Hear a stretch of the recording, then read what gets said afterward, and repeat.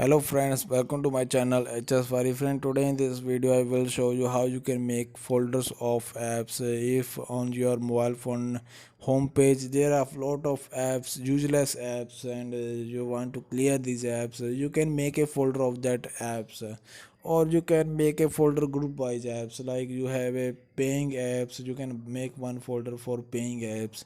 You have a video editing apps, a lot of apps, you can make a one folder for that video editing apps.